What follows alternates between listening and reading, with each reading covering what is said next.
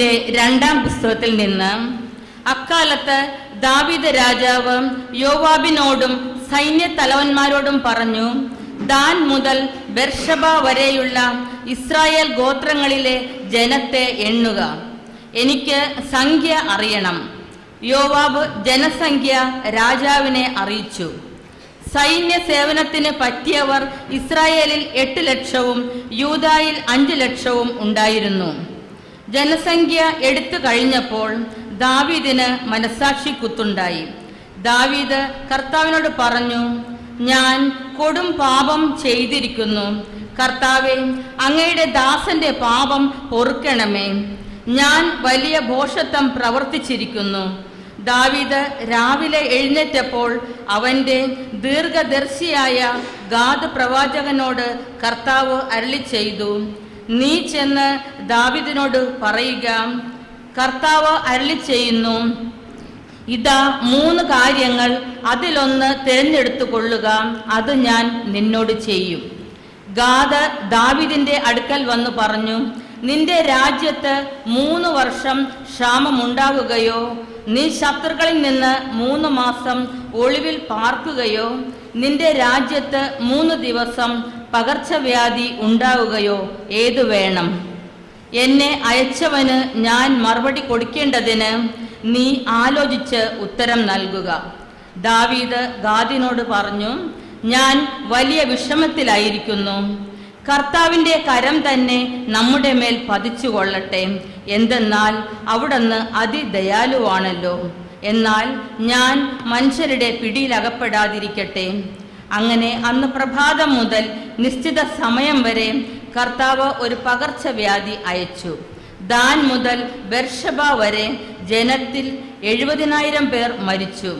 കർത്താവിൻ്റെ ദൂതൻ ജെറുസലേം നശിപ്പിക്കാൻ കൈ നീട്ടിയപ്പോൾ കർത്താവ് ആ തിന്മയെപ്പറ്റി അനുതപിച്ചു. സംഹാരദൂതനോട് അവിടുന്ന് കൽപ്പിച്ചു, മതി, കൈ പിൻവലിക്കുക. കർത്താവിൻ്റെ ദൂതൻ ജബൂസ്യനായ അരൗനായുടെ മെതിക്കളത്തിനടുത്തായിരുന്നു.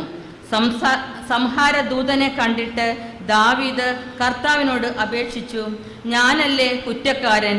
തെറ്റ് ചെയ്തത് ഞാനല്ലേ? ഈ പാവപ്പെട്ട ജനം എന്തു ദോഷം ചെയ്തു? എന്നെയും എൻ്റെ പിതൃഭവനത്തെയും ശിക്ഷിച്ചാലും. ദൈവവചനമാണ് നാം കേട്ടത്. പ്രതിവചന സങ്കീർത്തനം. കർത്താവേ, എൻ്റെ പാപം ക്ഷമിക്കണമേ. കർത്താവേ, എൻ്റെ പാപം ക്ഷമിക്കണമേ. അതിക്രമങ്ങൾക്ക് മാപ്പും പാപങ്ങൾക്ക് മോചനം ലഭിച്ചവൻ ഭാഗ്യവാൻ. കർത്താവ് കുറ്റം ചുമത്താത്തവനും ഹൃദയത്തിൽ വഞ്ചനയില്ലാത്തവനും ഭാഗ്യവാൻ. കർത്താവേ, എൻ്റെ പാപം ക്ഷമിക്കണമേ. എൻ്റെ പാപം അവിടത്തോട് ഞാൻ ഏറ്റു പറഞ്ഞു. എൻ്റെ അകൃത്യം ഞാൻ മറച്ചു വെച്ചില്ല. എൻ്റെ അതിക്രമങ്ങൾ കർത്താവിനോട് ഞാൻ ഏറ്റു പറയും എന്ന് ഞാൻ പറഞ്ഞു. അപ്പോൾ എൻ്റെ പാപം അവിടുന്ന് ക്ഷമിച്ചു. കർത്താവേ, എൻ്റെ പാപം ക്ഷമിക്കണമേ.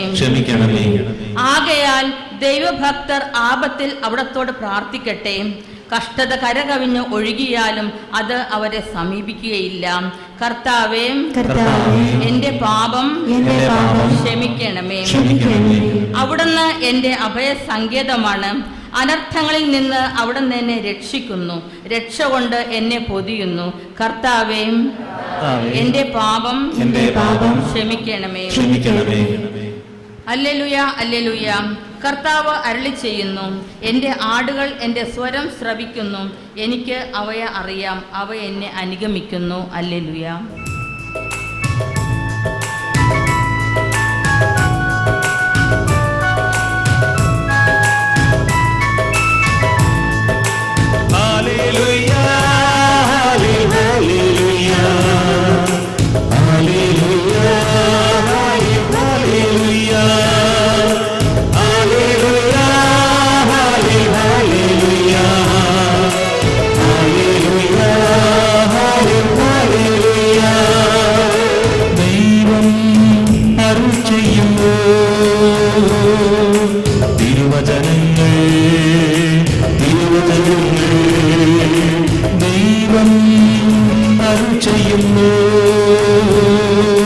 തിരുവചനങ്ങൾ ശ്രദ്ധ ശ്രദ്ധാപൂർവം നമുക്ക് കേൾക്കാം, ജീവനിലേക്കവ ഉൾക്കൊണ്ടിടാം. ശ്രദ്ധാപൂർവം നമുക്ക് കേൾക്കാം, ജീവനിലേക്കവ ഉൾക്കൊണ്ടിടാം. Hallelujah, hallelujah, hallelujah, hallelujah, hallelujah, hallelujah, hallelujah, hallelujah. കർത്താവ് നിങ്ങളോട് കൂടെ. വിശുദ്ധ മാർക്കോസ് എഴുതിയ സുവിശേഷത്തിൽ നിന്ന് കർത്താവേ, അങ്ങേക്ക് മഹത്വം. അധ്യായം 6 1 മുതലുള്ള വാക്യങ്ങൾ. അക്കാലത്ത് യേശു സ്വന്തം നാട്ടിലെത്തി. ശിഷ്യന്മാർ അവനെ അനുഗമിച്ചു. സാബത്ത് ദിവസം സിനഗോഗിൽ അവൻ പഠിപ്പിക്കുവാൻ ആരംഭിച്ചു. അവൻ്റെ വാക്ക് കേട്ട പലരും ആശ്ചര്യപ്പെട്ട് പറഞ്ഞു, ഇവരെല്ലാം ഇവന് എവിടെ നിന്ന്? ഇവന് കിട്ടിയ ഈ ജ്ഞാനം എന്ത്? എത്ര വലിയ കാര്യങ്ങളാണ് ഇവൻ്റെ കരങ്ങൾ വഴി സംഭവിക്കുന്നത്. ഇവൻ മറിയത്തിൻ്റെ മകനും യാക്കോബ്, യോസെ, യൂദാസ്, സിമയോൻ എന്നിവരുടെ സഹോദരനുമായ മരപ്പണിക്കാരനല്ലേ? ഇവൻ്റെ സഹോദരിമാരും ഇവിടെ നമ്മോട് കൂടെയില്ലേ? ഇങ്ങനെ പറഞ്ഞ് അവർ അവനിൽ ഇടറി. യേശു അവനോട് പറഞ്ഞു, സ്വദേശത്തും ബന്ധുജനങ്ങളുടെ ഇടയിലും സ്വഭവനത്തിലുമല്ലാതെ മറ്റെങ്ങും പ്രവാചകൻ അവമതിക്കപ്പെടുന്നില്ല. ഏതാനും രോഗികളുടെ മേൽ കൈകൾ വെച്ച് സുഖപ്പെടുത്തുവാനല്ലാതെ മറ്റത്ഭുതമൊന്നും അവിടെ ചെയ്യാൻ അവന് സാധിച്ചില്ല. അവരുടെ വിശ്വാസരാഹിത്യത്തെക്കുറിച്ച് അവൻ വിസ്മയിച്ചു. അവൻ ഗ്രാമപ്രദേശങ്ങളിൽ ചുറ്റി സഞ്ചരിച്ച് പഠിപ്പിച്ചു കൊണ്ടിരുന്നു. ദൈവവചനമാണ് നാം കേട്ടത്. സുവിശേഷ വചനങ്ങൾ നമ്മുടെ പാപങ്ങൾ നീക്കം ചെയ്യട്ടെ. നമുക്കെല്ലാവർക്കും ഇരിക്കാം. ഈശോമിശിഹായ്ക്ക് സ്തുതിയായിരിക്കട്ടെ. Price the Lord. Hallelujah, hallelujah. കരങ്ങൾ ഉയർത്തി കർത്താവിനെ സ്തുതിക്കാം. യേശുവേ ഹല്ലേലൂയ. സ്തോത്രം ദൈവമേ, നന്ദി ഈശോയെ, മഹത്വപ്പെടുത്തുന്നു. കർത്താവിൻ്റെ നാമത്താൽ ഞങ്ങളുടെ ഹൃദയങ്ങളെ അവിടുന്ന് സ്പർശിക്കണമേ. ഞങ്ങളുടെ ഹൃദയങ്ങളിൽ അവിടുത്തെ വചനത്തിൻ്റെ ശക്തി വേരോടുന്നതിനിടയാക്കണമേ. ദൈവമേ, അവിടുത്തെ ഞങ്ങൾ ഒരാശയമായിട്ടല്ല ഒരു വ്യക്തിയായിട്ട് സ്വീകരിക്കാൻ ഞങ്ങളെല്ലാവരെയും അനുഗ്രഹിക്കണമേ. കർത്താവേ, ഞങ്ങളുടെ വ്യക്തിത്വം അങ്ങയുടെ വ്യക്തിത്വമാണെന്ന് ഞങ്ങൾ തിരിച്ചറിയുന്നു. ഞങ്ങളുടെ ആത്മാവ് അങ്ങയുടെ ആത്മാവാണെന്ന് ഞങ്ങൾ തിരിച്ചറിയുന്നു. കർത്താവ്, ഇതറിഞ്ഞുകൊണ്ട് ദൈവം ഇതിനോട് ചേർന്നൊരു ജീവൻ നയിക്കാൻ ദൈവമേ വ്യക്തിപരമായി ഞങ്ങളെ ഓരോരുത്തരെയും അനുഗ്രഹിക്കണമേ എന്ന് പ്രാർത്ഥിച്ച് ഞങ്ങളങ്ങ് സ്തുതിച്ച് ആരാധിക്കുന്നു. യേശുവേ നന്ദി, യേശുവേ സ്തോത്രം, ഈശോയെ നന്ദി, ഈശോയെ ആരാധന. ആത്മാവേ, പാവനാത്മാവേ, അവിടുന്നു ഞങ്ങളിൽ നിറയണമേ. ആഗ്രഹിച്ച് പാടാം. ആത്മാവേ, പാവനാത്മാവേ, അവിടുന്നു ഞങ്ങളിൽ നിറയണമേ. ഒന്ന് സ്വതന്ത്രമായിട്ട് സ്തുതിക്കാം. ഹല്ലേലൂയ,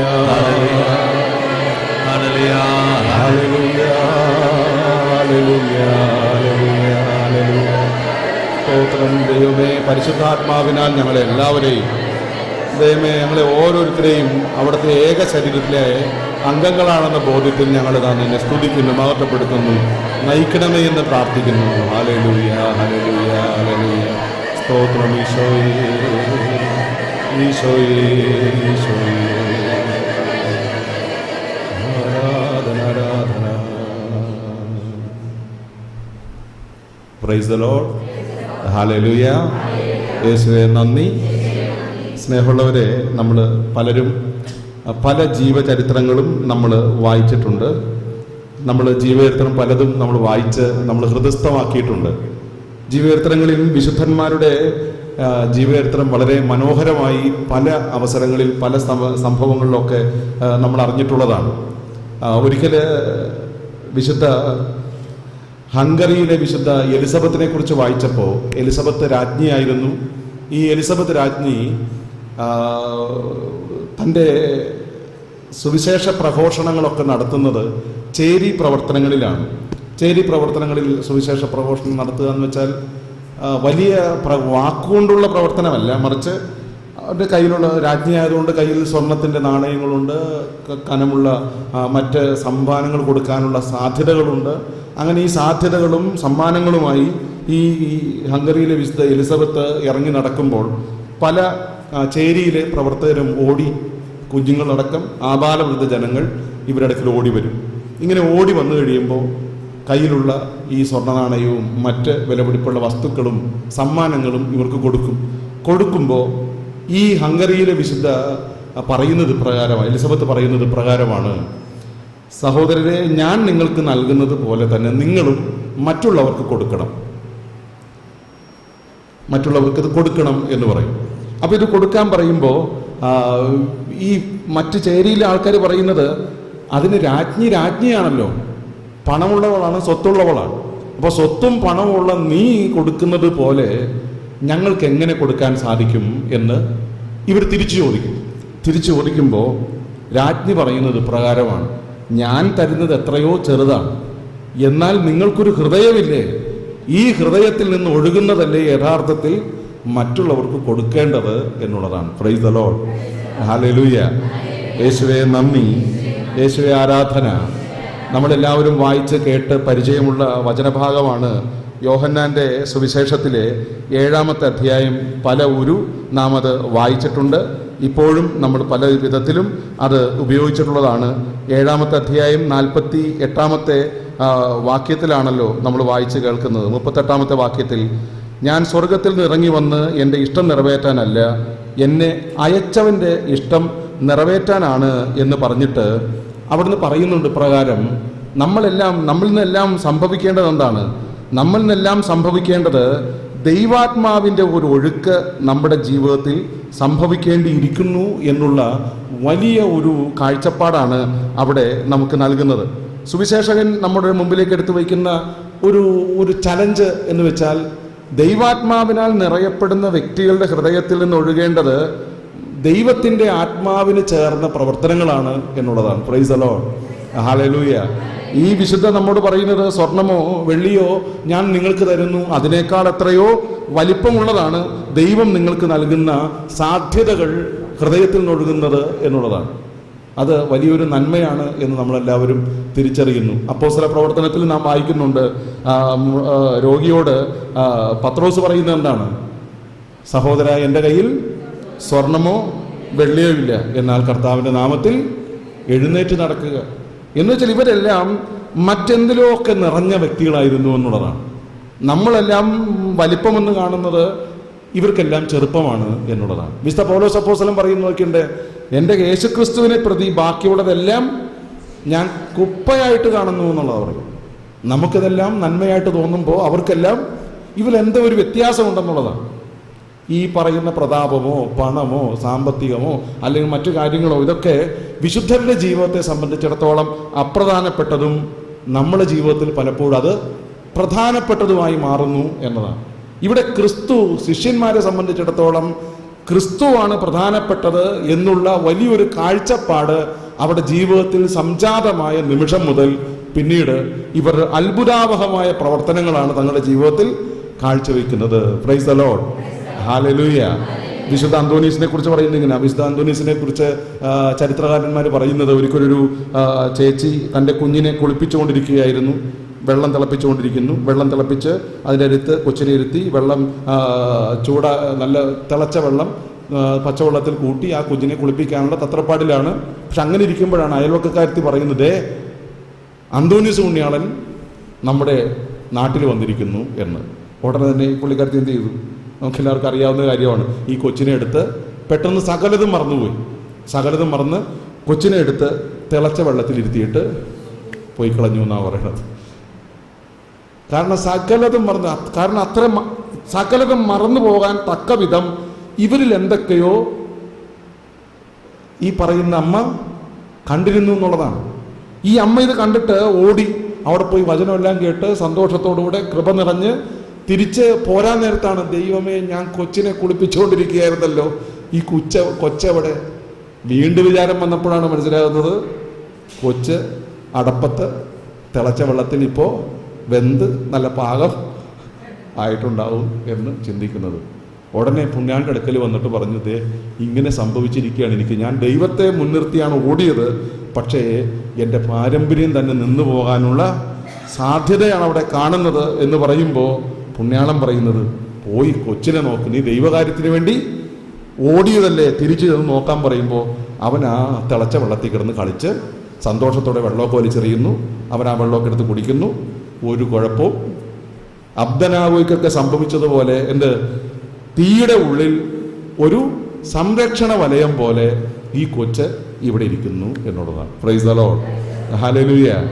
എന്താ കാരണമെന്ന് വെച്ചാൽ ഈ വിശുദ്ധരിലൊക്കെ എന്തൊക്കെയോ പ്രത്യേകതകൾ മനസ്സിലാക്കാൻ നമുക്കൊക്കെ ഒത്തിരിയേറെ ഉണ്ട് എന്നുള്ളതാണ്. എന്താണിത് എന്ന് വെച്ചാൽ ഇതാണ് ഈ പരിശുദ്ധാത്മാവിൻ്റെ ഇടപെടൽ സംഭവിച്ചു കഴിഞ്ഞാൽ നമ്മുടെ ജീവിതത്തിലൊക്കെ ഇതൊക്കെ നമ്മുടെ ജീവിതത്തിൽ സംഭവിക്കാൻ സാധ്യതയുള്ള കാര്യങ്ങൾ തന്നെ, അല്ലാണ്ട് വേറെ ഈ അങ്ങേ ലോകത്തൊന്നും സംഭവിക്കേണ്ട കാര്യമല്ല. നമ്മുടെ വീട്ടിലൊക്കെ സംഭവിക്കണം, നമ്മുടെ നാട്ടിൽ സംഭവിക്കണം, നമ്മുടെ ഇടവകയിൽ സംഭവിക്കണം, നമ്മുടെ ബന്ധുക്കളിടയിൽ സംഭവിക്കണം, നമ്മുടെ ഏതെല്ലാം ഗ്രൂപ്പുകൾ കൂടുന്നു അവിടെയൊക്കെ ഇത് സംഭവിക്കേണ്ട കാര്യമാണ്. പക്ഷെ ഇത് സംഭവിക്കാത്തതിന് കാരണം ദൈവാത്മാവിൻ്റെ ആ ഒരു വാസം നമ്മിൽ ഉണ്ടെന്ന് നമ്മൾ പോലും പലപ്പോഴും തിരിച്ചറിയുന്നില്ല എന്നുള്ളത്. ഇതിനെ വളർത്തിയെടുക്കാൻ നമുക്ക് കഴിയണം. എന്താ ഇവിടെ പറയുന്നുണ്ട്, ഗലാത്യർക്ക് എഴുതിയ ലേഖനത്തിന്റെ, റോമാക്കാർക്ക് എഴുതിയ ലേഖനത്തിന്റെ 8-ാമത്തെ അധ്യായം 14-ാമത്തെ വാക്യത്തിൽ പറയുന്നത് എന്താണ്? ദൈവാത്മാവിനാൽ നയിക്കപ്പെടുന്നവരെല്ലാം ദൈവത്തിന്റെ മക്കളാണെന്നുള്ളതാണ്. എന്ന് വെച്ചാൽ ദൈവാത്മാവ് നിറഞ്ഞു കഴിയുമ്പോൾ നമ്മളെല്ലാം ദൈവത്തിന്റെ മക്കളായിട്ട് മാറുന്നു. Price the Lord, hallelujah. ദൈവത്തിന്റെ മക്കൾക്ക് ദൈവത്തിന്റെ സ്വഭാവം അല്ലാതെ വേറെ ആരുടെ സ്വഭാവമാണ് ഉണ്ടാവുന്നത്? ദൈവത്തിന്റെ മക്കൾക്ക് ദൈവത്തിന്റെ സ്വഭാവവും ദൈവത്തിന്റെ രീതികളും ദൈവത്തിന്റെ ചിട്ടവട്ടങ്ങളുമാണ് ഉണ്ടാവേണ്ടത്. അതാണ് ഈ പരിശുദ്ധാത്മാവിന്റെ വരദാനങ്ങൾ, ഫലങ്ങൾ എന്നതുകൊണ്ട് അർത്ഥമാക്കുന്നത്. നിസാരമായി പറഞ്ഞാൽ അത്രയേ ഉള്ളൂ. ദൈവത്തിന്റെ എല്ലാ ദാനങ്ങളും, അവിടെ നൽകുന്ന വരങ്ങളും അവിടുത്തെ ഫലങ്ങളും കൊണ്ട് നാം ഓരോരുത്തരും അലങ്കരിക്കപ്പെട്ടിരിക്കുന്നു. പക്ഷെ അലങ്കരിക്കപ്പെട്ടിരിക്കുകയാണെന്ന് ആർക്ക് വേണം ബോധ്യം? നമുക്ക് ഓരോരുത്തർക്കും വേണം ബോധ്യം എന്നുള്ളത്. അതുകൊണ്ടാണ് കർത്താവ് ശിഷ്യന്മാരോട് പറയുന്നത്, നിങ്ങൾ ആരുടെ മേൽ കൈവച്ചാലും അവർ രോഗികൾ സൗഖ്യപ്പെടും. സൗഖ്യത്തിന്റെ വരം അവർക്കപ്പോൾ രോഗികളെ സുഖമാക്കാനുള്ള വരം നിങ്ങൾക്കുണ്ട്. പക്ഷേ നിങ്ങൾ എന്ത് ചെയ്യണം? ദൈവത്തിന്റെ മക്കളാണെന്ന ബോധ്യത്തോടെ വേണം ഇപ്രകാരം ചെയ്യാൻ. അങ്ങനെ ചെയ്യാത്തത് കൊണ്ടാണ് പലപ്പോഴും നമ്മുടെ കുടുംബ ബന്ധങ്ങളിൽ പോലും പല വീഴ്ചകളും പല തകർച്ചകളും പല അസ്വസ്ഥതകളും സംഭവിക്കുന്നത് എന്നതാണ്. Price the Lord, hallelujah. ഈ ഒരു അവബോധത്തിൽ ജീവിക്കാനുള്ളൊരു വിളി കർത്താവ് നമുക്ക് ഓർമ്മ. അപ്പോൾ ദൈവാത്മാവിനാൽ നയിക്കപ്പെടുന്നവർ ദൈവത്തിന്റെ മക്കളാണെന്ന് വചനം നമ്മെ ഓർമ്മപ്പെടുത്തുമ്പോൾ ആരാണ് നമ്മെ ദൈവത്തിന്റെ മക്കളാക്കി മാറ്റാൻ ലോകത്തിലേക്ക് വന്നത്? യേശു ക്രിസ്തു. Price the Lord, hallelujah. ഇപ്പൊ യേശു ക്രിസ്തു ദൈവാത്മാവിനെ കൊണ്ട് നിറയ്ക്കുന്നതിന് ഈ ലോകത്തേക്ക് നമ്മുടെ ഇടയിൽ വന്ന് വസിച്ചു. അവൻ പാപമൊഴികെ മറ്റെല്ലാറ്റിലും മനുഷ്യന് സമനായിട്ട് ജീവിച്ചു എന്നാണ്. അവന് മനുഷ്യന് സമനായിട്ട് ജീവിച്ച് നമ്മുടെ ഇടയിൽ ദൈവാത്മാവിന്റെ വാസം അവിടെ നൽകിയിട്ടാണ് അവിടുന്ന് സ്വർഗാരോഹണം ചെയ്യുന്നത്, മഹത്വപ്പെട്ടതിന് ശേഷമാണ് യേശു ക്രിസ്തു പരിശുദ്ധാത്മാവിന്റെ ആ ഒരു ജീവിതം ആരംഭിക്കുന്നത് തന്നെ എന്ന് വചനം നമ്മെ ഓർമ്മപ്പെടുത്തുന്നുണ്ട്. അപ്പൊ അങ്ങനെയെങ്കിൽ യേശു ക്രിസ്തുവിന്റെ സാന്നിധ്യം നമ്മെ സംബന്ധിച്ചിടത്തോളം പരിശുദ്ധാത്മാവിന് നൽകുന്ന സാന്നിധ്യമാണ്. കരങ്ങളുയർത്തി ഹല്ലേലൂയ. ലൂക്കായുടെ സുവിശേഷം 1-ാമത്തെ അധ്യായം വായിച്ചാൽ തുടക്കം മുതൽ യേശുക്രിസ്തുവിന്റെ സാന്നിധ്യം എവിടെയാണോ ആരംഭിക്കുന്നത് അവിടെ വെച്ച് തന്നെ അല്ലെ. ലൂക്കായുടെ സുവിശേഷത്തിൽ മറിയത്തോടാണ് യേശുക്രിസ്തുവിന്റെ ഉദരത്തിൽ വഹിക്കാനുള്ള ഭാഗ്യം മറിയത്തിനുണ്ടെന്ന് ഗബ്രിയേൽ ദൂതൻ പറയുന്നത്. ആ നിമിഷം മുതൽ ഈ പറയുന്ന പരിശുദ്ധാത്മാവിനെ കൊണ്ട് മറിയം നിറഞ്ഞ മറിയം എന്ത് ചെയ്യുന്നു? പരിശുദ്ധാത്മാവിൽ നിറഞ്ഞ മറിയം ഉടനെ എലിസബത്തിന്റെ അടുക്കിലേക്ക് പോകുന്നു. ലൂക്കായുടെ സുവിശേഷം 1-ാമത്തെ അധ്യായം 41-ാമത്തെ വാക്യത്തിലേക്ക് എത്തുമ്പോൾ അവിടെ പറയുന്നത് ഇപ്രകാരമാണ്: അവൾ ആര്? എലിസബത്തും പരിശുദ്ധാത്മാവിനെ കൊണ്ട് നിറഞ്ഞു.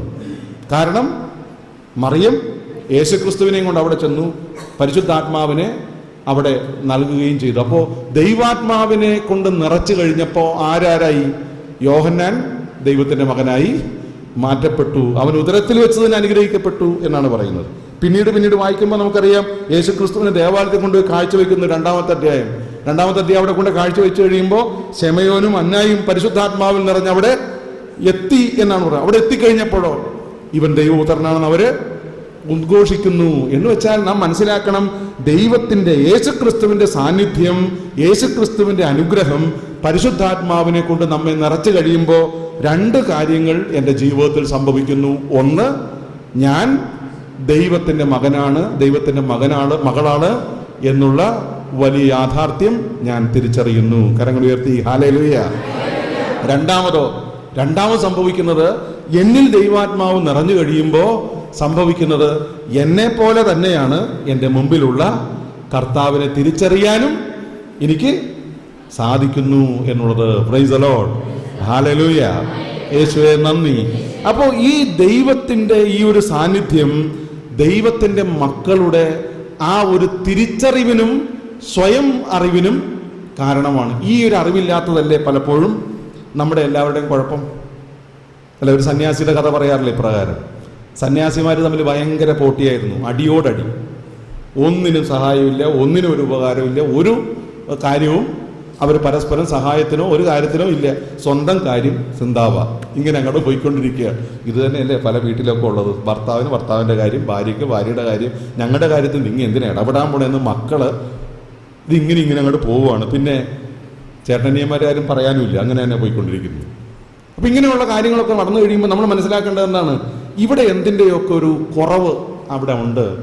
ഞാൻ ആരാണെന്നും എൻ്റെ കൂടെയുള്ളവർ ആരാണെന്നും മനസ്സിലാക്കാനുള്ള കൃപ ഞങ്ങൾക്ക് നഷ്ടപ്പെട്ടു പോയിരിക്കുന്നു. അപ്പോഴാണല്ലോ സന്യാസിമാരെല്ലാവരും കൂടി വന്നപ്പോൾ ഒരു സന്യാസി വന്ന് പറയുന്നത്, നിങ്ങൾ ഇത്രയും നാളൊരു കാര്യം മനസ്സിലാക്കിയില്ല. എന്ത് കാര്യമാണ്? നിങ്ങളുടെ കൂടെയുള്ള ഒരു സന്യാസി ദൈവമാണെന്നുള്ള കാര്യം നിങ്ങളെന്തേ മനസ്സിലാക്കാഞ്ഞേ?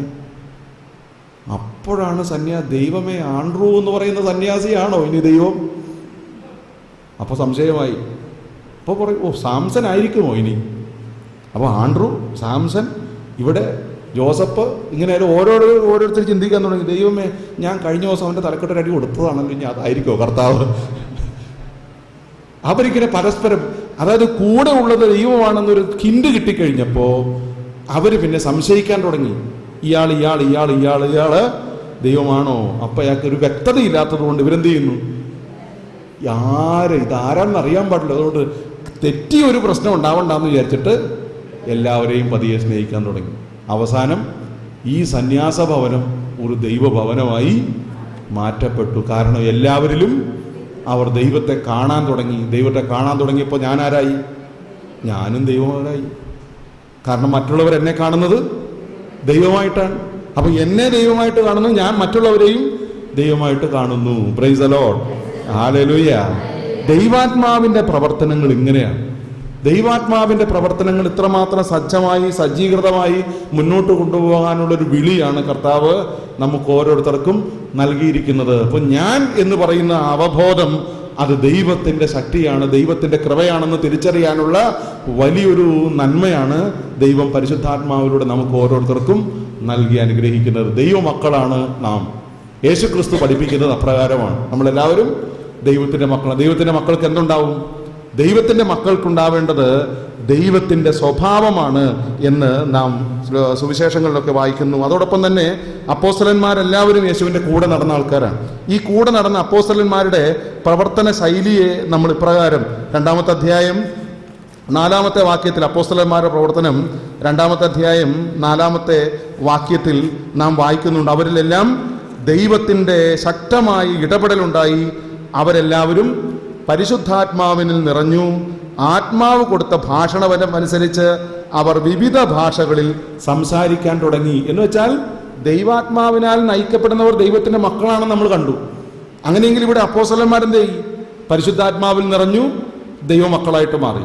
ഈ ദൈവമക്കളുടെ ജീവിതം എങ്ങനെയായിരുന്നു? ദൈവമക്കളുടെ ജീവിതത്തെക്കുറിച്ച് പഠിക്കുന്നിടത്താണ് പറയുന്നത് 2-ാമത്തെ അധ്യായത്തിൽ തന്നെ 28 മുതലുള്ള 48-49 വാക്യങ്ങളിലേക്ക് 47 പോകാം. അവിടെ പറയുന്നത്, അവർ ദൈവത്തെ സ്തുതിക്കുകയും എല്ലാ മനുഷ്യരുടെയും സംപ്രീതിക്ക് പാത്രമാവുകയും ചെയ്തു. രക്ഷ പ്രാപിക്കുന്നവരെ കർത്താവ് അവരുടെ ഗണത്തിൽ പ്രതിദിനം ചേർത്തുകൊണ്ടേയിരുന്നു എന്നാണ്. 46-ാമത്തെ വാക്യത്തിൽ, അവർ ഏകമനസ്സോടെ താല്പര്യപൂർവ്വം അനുദിനം ദേവാലയത്തിൽ ഒരുമിച്ച് കൂടുകയും ഭവനം തോറും അപ്പം മുറിക്കുകയും ഹൃദയലാളിത്യത്തോടും ആ ആഹ്ലാദത്തോടും കൂടെ ഭക്ഷണത്തിൽ പങ്കുചേരുകയും ചെയ്തുകൊണ്ടിരുന്നു. Price the Lord, hallelujah. എന്ന് വെച്ചാൽ ദൈവാത്മാവിൽ നിറഞ്ഞ അപ്പോസ്തലന്മാരുടെ പെരുമാറ്റ ശൈലി എന്തായിരുന്നു എന്നുള്ളത് ഇവിടെ വളരെ വ്യക്തമാണ്. എന്തൊക്കെ കാര്യങ്ങളാണ് ഇവിടെ പറയുന്നത്?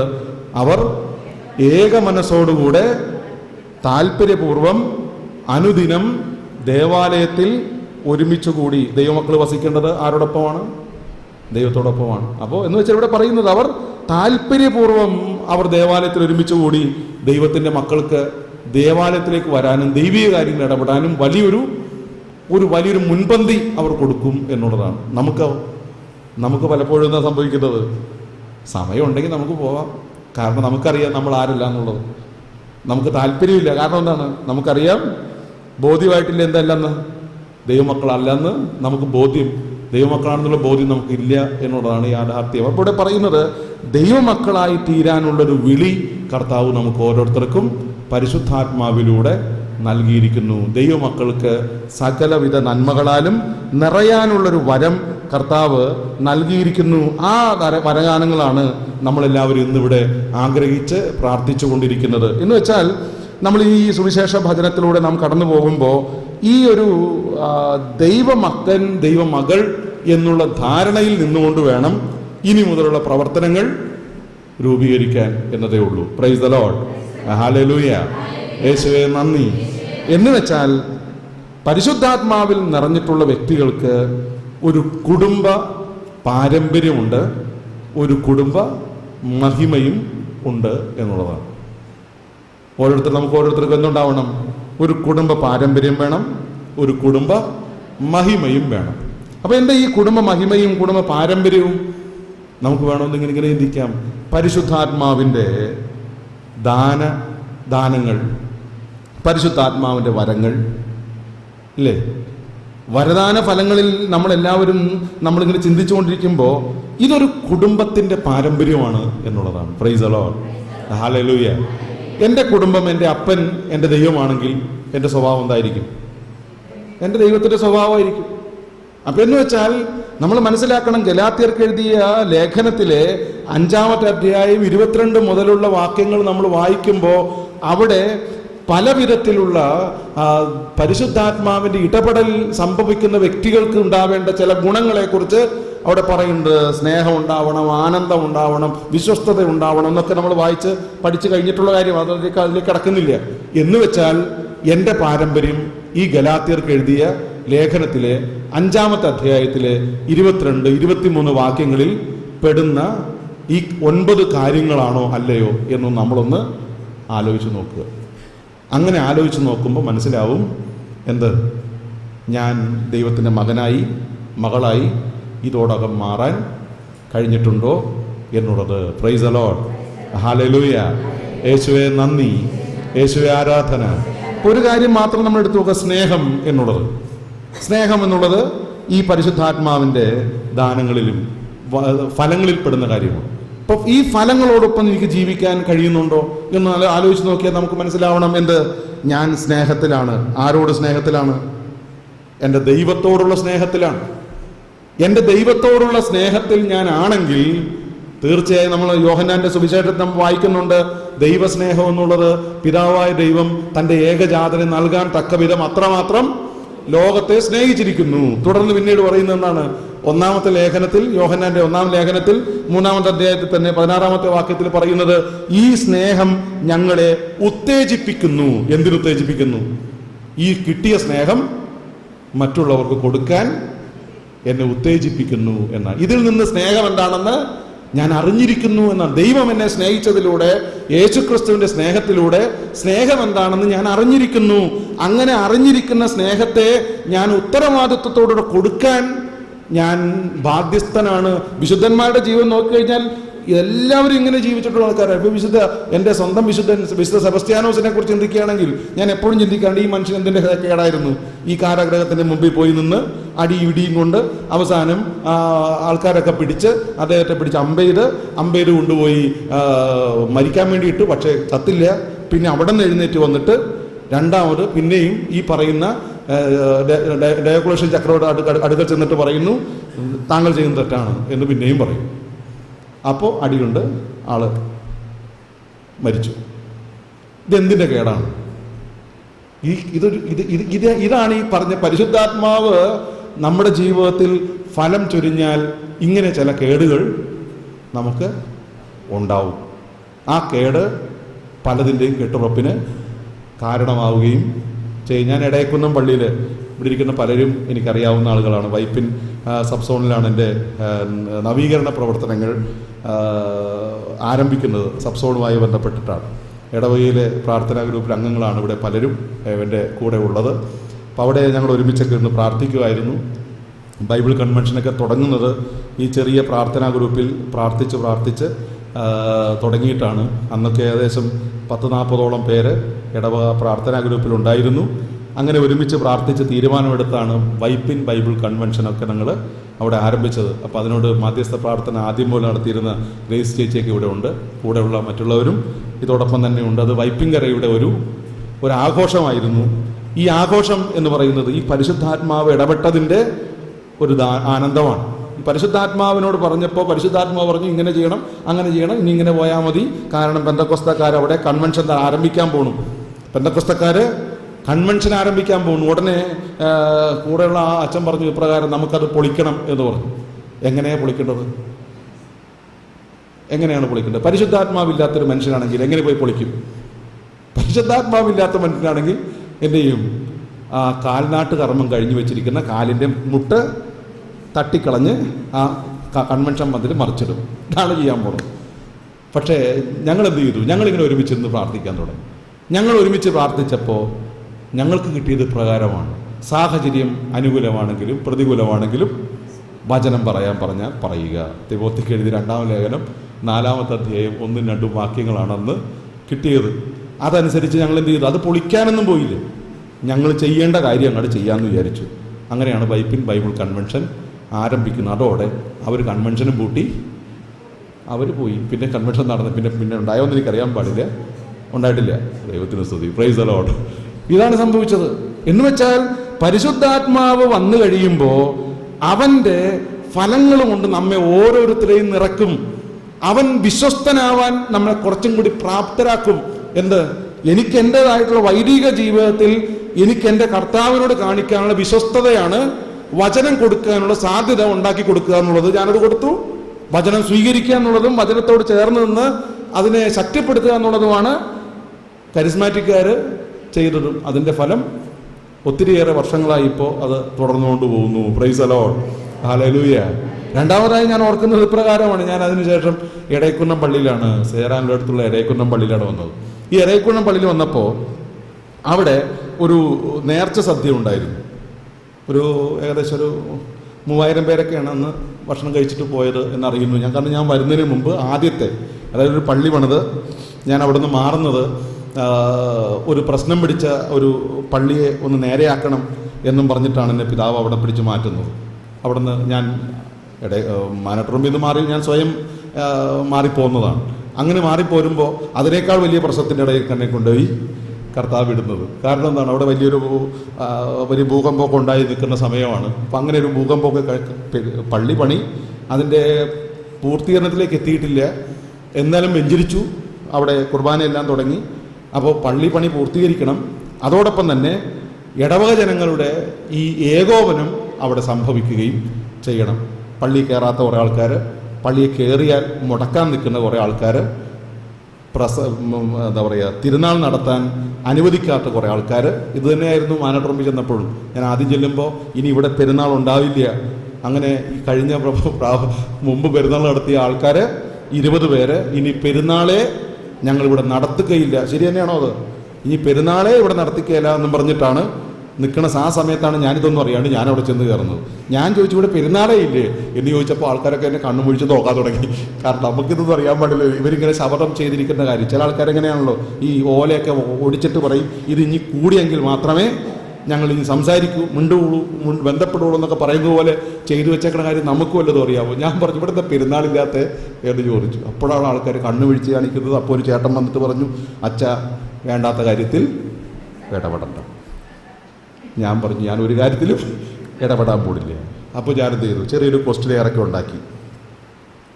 20 പേരാണെന്ന് ഇതിന് എതിര് നിന്ന ആൾക്കാർ. അപ്പോൾ ഉടനെ തന്നെ ഈ 20 പേർക്കും വ്യക്തിപരമായി ഞാൻ എഴുതി, ഈ പള്ളിയിൽ അംഗമായിട്ടുള്ള താങ്കൾ കഴിഞ്ഞ വർഷം ഒത്തിരിയേറെ വിഷമവും ഭാരവും സഹിച്ച് തിരുനാൾ നടത്തി എന്ന് ഞാൻ അറിയുകയുണ്ടായി. അടുത്ത വർഷം ഇതുപോലെ പെരുന്നാൾ നടത്താൻ ഏറ്റിരിക്കുന്ന വ്യക്തികൾ ഒത്തിരിയേറെ വിഷമവും ഭാരവും സഹിച്ച് തന്നെയാണ് ഏറ്റെടുത്തിരിക്കുന്നത്. അങ്ങനെയുള്ള ആൾക്കാരെ താങ്കളുടെ വിഷമം താങ്കൾക്കറിയാവുന്നതുകൊണ്ട് അവരെയും വിഷമിപ്പിക്കാനാണോ അല്ലെങ്കിൽ അത് ഇല്ലാതാക്കാനാണോ താങ്കൾക്ക് താല്പര്യം? അത്രേ ഉള്ളൂ. 20 പേരും ഞങ്ങൾക്ക് അങ്ങനെ ഒരു താല്പര്യം, എങ്ങനെ ഇത് വിഷമിപ്പിക്കാൻ ഒരു താല്പര്യവും ഞങ്ങൾക്കില്ല എന്ന് എഴുതി തന്നു. ഞാൻ എന്ത് ചെയ്തു, പിറ്റേ ഞായറാഴ്ച പള്ളിയിൽ ഇത് കൊണ്ടുപോയിട്ട് പറഞ്ഞു, ഇത്രയും നല്ല ആളുകളെക്കുറിച്ചാണോ നിങ്ങളിങ്ങനെ മോശം? കാരണം ഞാൻ 20 പേപ്പർ എടുത്തിട്ടാണ് 20 പേപ്പർ എടുത്ത് കാണിച്ചിട്ട് ഇത് വേണ്ട, ഈ ചേട്ടൻ കഴിഞ്ഞ കൊല്ലം ഈ ചേട്ടൻ 20 പേര് വായിച്ചിട്ട് ഇങ്ങനെയുള്ള നല്ല ആൾക്കാരെ കുറിച്ച് മോശം പറയുന്നത് അത് ദൈവം നിന്നെയാണ് കേട്ടോ എന്ന് ഞാൻ പറഞ്ഞു. അപ്പോൾ ഇവർ വന്നിട്ട് പറയുന്നതറിയാവോ, അടുത്ത വർഷം പെരുന്നാൾ ഞങ്ങൾ തന്നെ നേതൃത്വം കൊടുത്ത് നടത്തുവച്ചാ. Praise the Lord, hallelujah. നമ്മൾ മനസ്സിലാക്കണം, ദൈവാത്മാവിനോട് ഓരോ കാര്യങ്ങൾ ചോദിച്ച് കാര്യങ്ങൾ ചെയ്താൽ വളരെ സുഗമമായിട്ട് കാര്യങ്ങൾ മുന്നോട്ട് പോകും എന്നുള്ളതാണ്. അപ്പോൾ അതുപോലെ ഒരു ഇൻഡാസിലാണ് ഇവിടെയും വന്ന് ഞാൻ വീണേക്കണത്. കാരണം ഒരു സ്വർണത്തിൻ്റെ കേസ്, അതല്ലാത്ത കേസ്, പിന്നെ അല്ലാത്തത് പലിയുടെ വരച്ചതൊക്കെ പറഞ്ഞ് ഇവിടെ ആകെ ചളമായിരിക്കുന്ന സമയമാണ്. അപ്പം അങ്ങനെ ഇരിക്കുന്ന സമയത്ത് ഞാനിവിടെ ചാർജ് എടുക്കുന്നു. ചാർജ് എടുത്തു കഴിഞ്ഞപ്പോൾ ഇതെങ്ങനെ ഇത് മുന്നോട്ട് കൊണ്ടുപോകും? ഒരു പാരിഷ് കൗൺസിൽ വിളിച്ചു കൂട്ടാൻ വേണ്ടി തീരുമാനിച്ചു. അതിനു മുമ്പൊരു പൊതുയോഗം വിളിച്ചു കൂട്ടാൻ തീരുമാനിച്ചു. പൊതുയോഗം എന്ന് പറഞ്ഞപ്പോൾ തന്നെ ആളുകൾക്കൊക്കെ ചൂടായി. കാരണം 2 തെറി വിളിക്കാനുള്ള അവസരം പബ്ലിക്കായിട്ട് അച്ഛൻ തന്നെ തരികയല്ലേ, അച്ഛൻ വെച്ചോളാൻ ഇത്രയും സപ്പോർട്ട് കിട്ടിയപ്പോൾ ഞാൻ വിചാരിച്ചു, ദൈവമേ എന്തൊരു സപ്പോർട്ടാണ് ഈ ജനങ്ങൾ നമുക്ക് തരുന്നത് എന്നും പറഞ്ഞ് ഞാനെന്ത് ചെയ്തു, ഇങ്ങനെ വെച്ചു. അങ്ങനെ ജനങ്ങളെല്ലാം വന്ന് വളരെ സൈലൻ്റായി